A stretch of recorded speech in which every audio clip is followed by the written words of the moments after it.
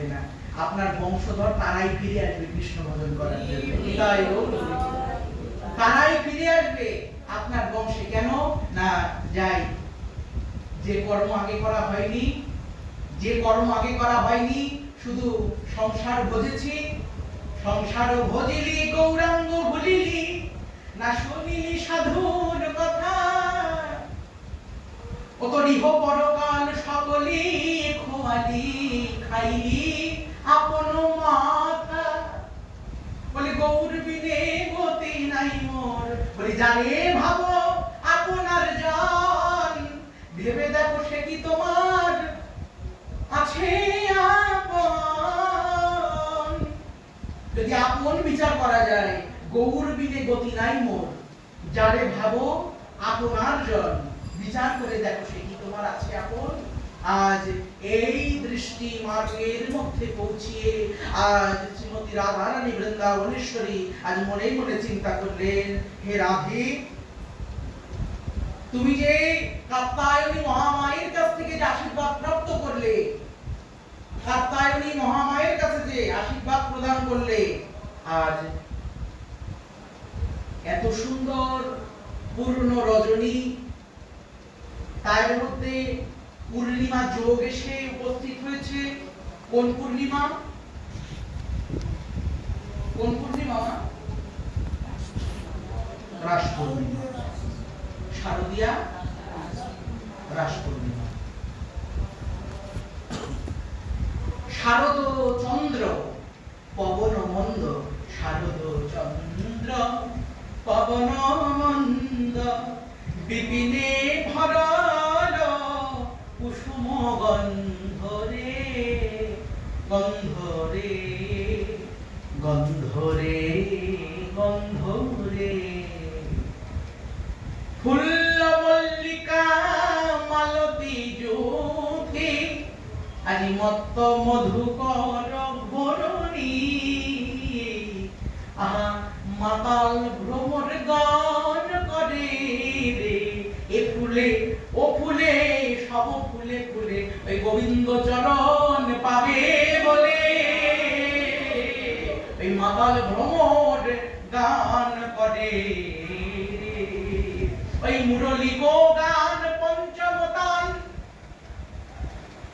আজ গোবিন্দ কি করলো না, হেরত রাতি ঐচ্ছন ভাতি শ্যাম মোহন মদনে মাতি রে, মুরলী গো গান পঞ্চমতান, কুলবতী চিত চোরণী।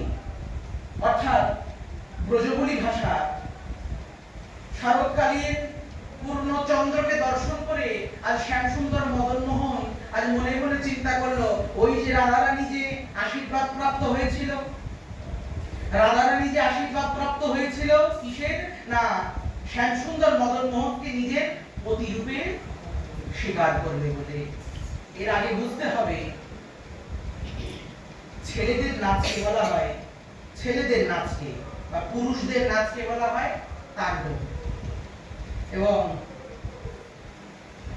নারীদের নাচকে বলা হয়, অর্থাৎ নারী তারা যদি নৃত্য প্রদান করে বা নৃত্য করে তাদেরকে কি বলা হয়, লাস্য, এবং উভয়েই যদি নৃত্য করে তাকে বলে পল্লীশক, কিন্তু তার মধ্যে যদি গান যুক্ত হয় তাকে বলে রাস।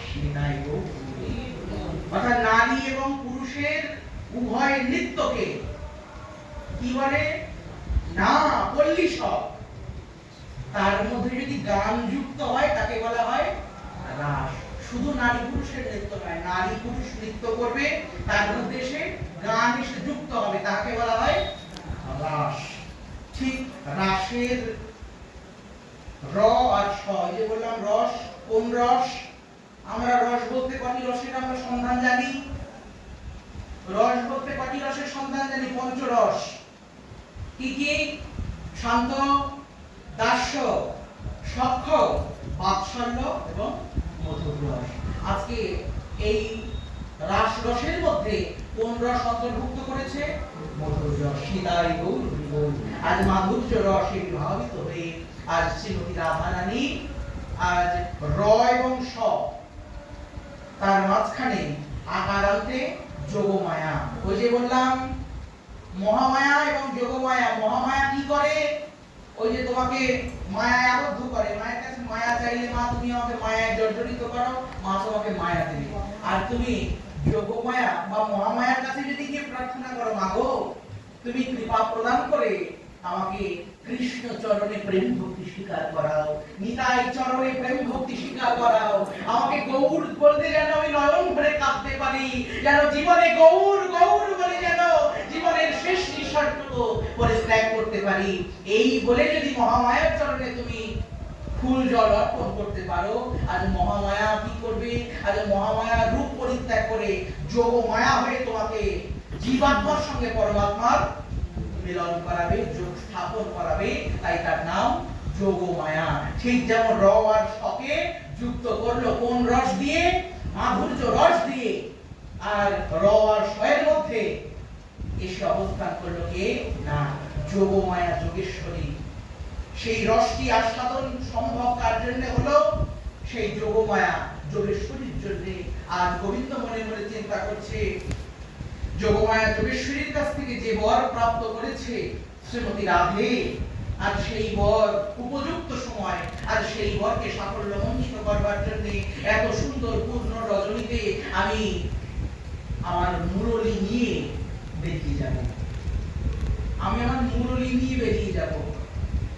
যেমন এই যে রাধা গোবিন্দের যে অষ্টকালীন লীলা, এগুলি কিন্তু আমার নিত্য লীলা, এগুলি নিত্য লীলা, এগুলির কোনো বন্ধ নাই। রাস যেমন প্রত্যেক দিনই রাস হয়, রাস প্রত্যেক দিনই চলছে, রাস কিন্তু একদিনও বন্ধ নাই, রাস প্রত্যেক দিন চলছে। আর কি কি চলছে? যেমন অষ্টকালীন লীলা, যেমন তোমার গোপাল গোষ্ঠী যাচ্ছে, গোষ্ঠী থেকে ফিরছে, এগুলি কিন্তু একদিন হয়নি, এগুলি নিত্য চলছে, এখনো পর্যন্ত চলছে। যখন সকালবেলা গোপালকে বাল্য সেবা দেব, দিয়ে মনোভাবটা কি থাকবে? আমি গোপালকে সেবা সেবা করিয়ে দিলাম, এবারে শ্রীদাম সুদাম দাম বসুদাম সখাগণ আসবে, আসার পরে ওই গোপালকে নিয়ে, গাভীগণকে নিয়ে গোষ্ঠী যাবে। আবার গোষ্ঠী যাওয়ার সময় দুপুরবেলা যখন সেবা দেবে, তখন কি দেবে? দুপুরবেলা কোথায় সেবা হবে? দুপুরবেলা কিন্তু আর যশোদার আঙিনায় সেবা হবে না, দুপুরবেলা সেবা কোথায় হবে? রাধাকুণ্ড তীরে। সখী সহ রাধারানী রাধাকুণ্ড তীরে আর ভোজন বিলাস করে। রাধাকুণ্ডের কোথায়? রাধাকুণ্ডে স্নান করে। ওই রাধাকুণ্ডে স্নান করবে,